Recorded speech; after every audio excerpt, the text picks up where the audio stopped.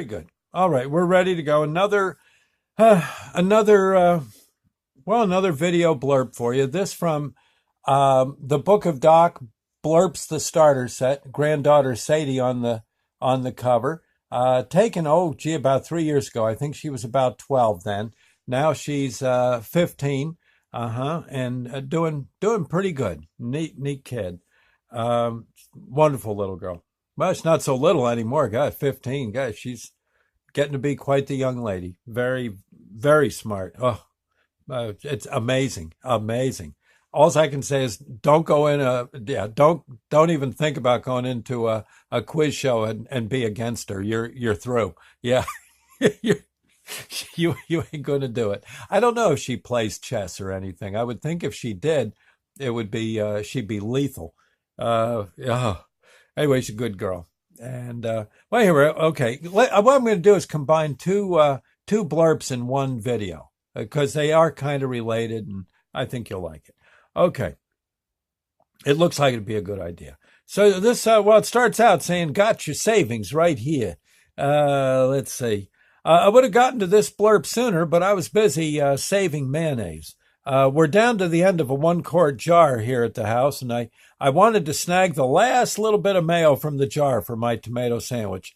I like my tomato sandwiches on warm, toasted white bread. So the toast was done. Once the toast was done, I got out my butter knife and started scraping the inside walls of the old mayonnaise jar. Long story short, it took about 4 minutes to get enough spread to cover both slices of bread. The toast got kind of cold and a little crunchy, and frankly, that kind of kills the tomato sandwich, because what happens, you bite on one end and it's like biting on boards, and the tomato slips out the other end onto your lap. Yeah, or worse, onto the floor. Gee, then you got to pick it up and stick it back in the bread, and it's just awful. Right. Well, if you apply the 5-second rule, it's okay. Unless it lands in a bunch of dog hairs or something, but other than that. Let's see. Anyway, I started calculating my actions. I'm 68 years old. I wish. I'm 71 now, but back then I was 68, and have probably scraped about one almost finished mayonnaise jar every 6 months. That's a close average, I'd say. Mom used to have me scrape the jars when I was a kid, so I got started early. Let's say I've scraped 130 mayo jars in my lifetime. That's enough for about 260 tomato sandwiches. Okay, right. There's about 60 servings in a 1-quart jar, and it's probably about 2 or 3 sandwiches per serving. It took 4 minutes per jar times 130 jars. Where's my calculator? I think that's something like 520 minutes to salvage 2 jars worth of mayo. I can't find my calculator, but somehow this ain't adding up. It looks like I've spent around 9 hours of my life scraping mayonnaise jars, and I've saved about $5. Man, what was I thinking? Okay, well, then we go on to the next one here. Let's see. I've just got to go a page or two up here. There you go. Okay. Lost and found, etc. Or lost and found. I had a listener ask for a song the other day. It was Have You Heard by the Duprees. It's a wonderful song. I play it a lot. I know right where to find it at any time. It's always in my black CD case, upper left corner. I keep it handy because the same CD has the Cress on it with their version of, their rendition of 16 Candles on it. And I always need that for birthday good wishes. You play that a lot for fun. I saw the listener's request just as I was finishing a show, so I emailed them and said that I'd play the song early in my next live show. Later, back at the home studio. Okay, yeah, so I was up at the Chatterbox for that one case, yeah. Okay. Later, back at the home studio, it was time for Songs from the Kitchen, my mellow oldies show. Have You Heard would have fit the format just fine. So as part of my show prep, I pulled the CD out of the case and set it down on the floor.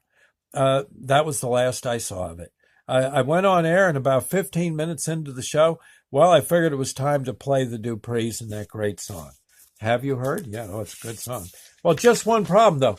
I couldn't find the CD, but it was right here. I thought to myself, okay, so it's over here. No, maybe there. No. Soon the language became a bit richer, spicier, shall we say, as I went from playing a song for the show and then ripping the studio apart while the audience enjoyed the act of song. Of course, I turned off the mic. Did I take it to Did I take that CD into another room in the house? Was it in the bathroom with me, under the bed? Maybe I know it's in the car. Did I refile it? I looked for an hour, which is really hard to do when you're on the air trying to be Joe Cool.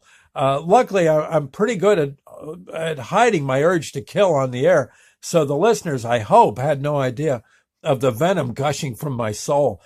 Just an hour ago, 15 hours from the initial disappearance, I found the darn thing. Somehow it got lodged under one of my many CD cases. And all that time, yeah, well, a box of CDs, yeah. All that time I was on the air, it was 6 inches from my left foot.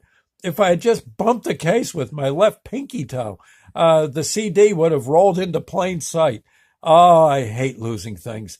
I don't care about the item being gone so much. It's that crazy, uncontrolled searching until I find it that really drives me nuts. I get so possessed. Sandy can tell you. Oh my God, tax time, looking for a receipt. Oh, take a deep breath. Oh, let me just, glad I got that off my chest. One more thing. I did want to thank listener Jessica for her advice on scraping mayonnaise jars. That idea of using one of those specialized jar scrapers is a great way to go, Jessica. I just can't. It's just I can't seem to find the scraper. Last I knew, it was right here, right there in the drawer where it always is. I took it out and set it down, and well, so in any case, so there you go. Go have a tomato sandwich. Don't go losing nothing. All right, and if you do, well, if you want someone who's really possessed about finding it, give me a call. Man, I'll tell you, I hate losing things. And it's always the little trivia stuff. Oh, you know what I did? Real quick, I got this. Let me show you. I lost this. Let's see. This. Yeah, this coin. Can you see it?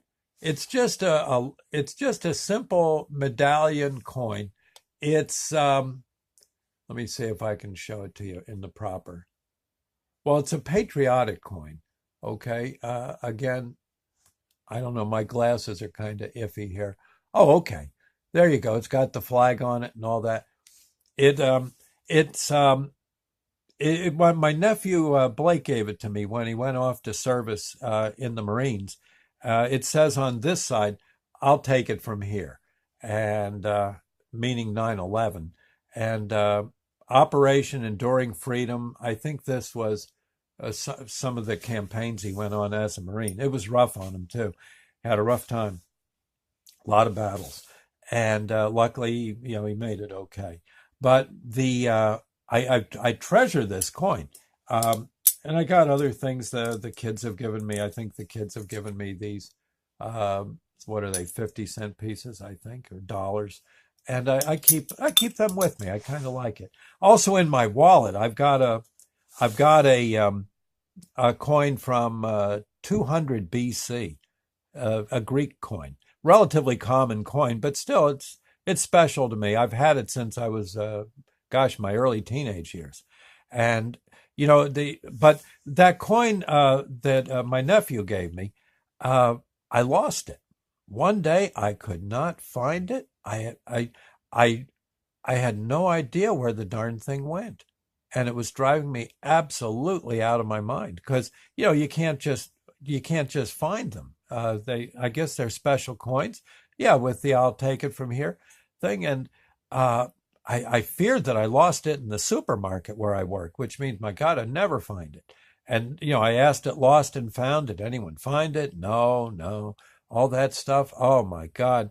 And forget, but all of a sudden one day, I know. Yeah, I was probably looking for something. I lost something else, and I lifted a tin or some such thing, and there it was under the tin on my dresser bureau.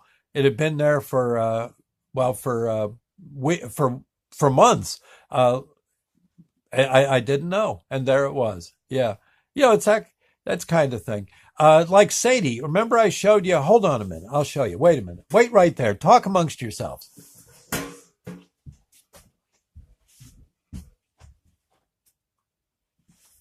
I'll be right there. Here we go.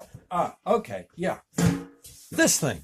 Yeah. Sadie got me this. My granddaughter got me this little locomotive when I took her on a steam locomotive ride. Oh, when she was about 4. She and my wife Sandy went to the gift shop on the train and got this for me. Originally, it was a keychain, and if you pressed the steam dome on top, it was a flashlight. But that's long since the battery's gone dead. Uh, but I kept this on me constantly. The keychain part fell off. I think the wheels fell off. You see, right? So you can see right through it. The And one day I realized to my horror I had lost it. And you know where I found it? In the doggone parking lot at the supermarket. It had been out for almost a week. Cars going by it and all that stuff. No one hit it. Just one day, I'm walking through the lot. I got my eyes kind of down on the ground. I was just walking tired, back from a day of work. And bingo, there it was. Sitting right where it fell. No one had thought to pick it up or anything. It was just there. So now I keep it on the windowsill. I figure it's maybe safer. But yeah, I tell you, yeah, it's awful. I don't mind losing. Well, I mind losing money, if I've been to the track or something. But to lose these little keepsakes, it'll drive you crazy because they're here somewhere. And well, there you go. Anyway, I thought lost and found.